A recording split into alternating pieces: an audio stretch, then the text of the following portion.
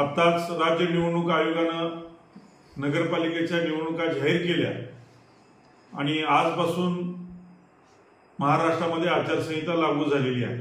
6 तारखेला गुरुवारी सांगोल्याच्या तहसील कार्यालयासमोर महाराष्ट्र उपोषण होणार होतं। उपोषण करतोय ते निवडणूक निर्णय अधिकाऱ्याच्या म्हणजे सांगोला तहसील कार्यालयाच्या प्रिमाइसेस मध्ये करतोय, त्यामुळे ती एक कायदेशीर अडचण येऊ शकते। त्याचबरोबर जमावबंदीची अडचण येऊ शकते।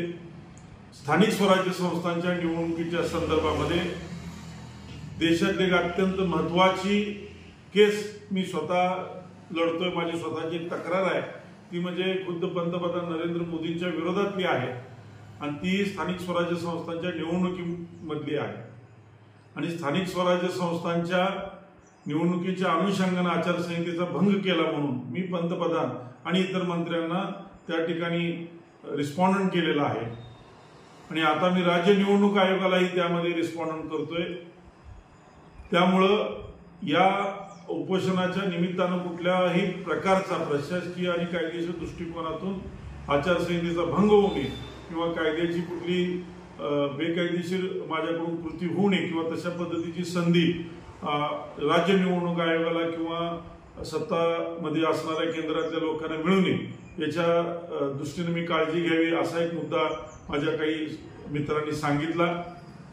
त्याचबरोबर दुसरा एक अत्यंत महत्त्वाची बाब म्हणजे माझ्यावर प्रेम करून माझ्यावर विश्वास ठेवून किंवा ह्या मुद्द्यावर मुद्दा पटला म्हणून अनेक लोक जे महाराष्ट्रातून या उपोषणाला येणार आहेत, जे काही भजनी मंडळी येणार आहेत, या उपोषणाला पाठिंबा देणार, त्यांना कुठली माझ्यामुळं कायदेशीर प्रशासकीय अडचण येऊ नये किंवा त्यांच्यावर कुठले गुन्हे दाखल होऊ नये, माझ्यामुळे त्यांना कुठला त्रास होऊ नये हाही काळजी करण्याचा महत्त्वाचा मुद्दा आहे।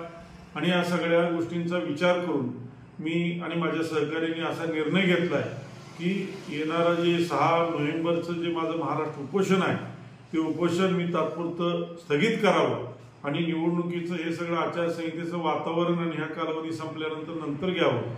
आपण सांगोला पॉलिटिक्स हे YouTube चॅनल जर पहिल्यांदा पाहत असाल तर नक्की सबस्क्राइब करा आणि तालुक्यातील प्रत्येक बातम्या ताज्या घडामोडी काही क्षणात जाणून घ्या।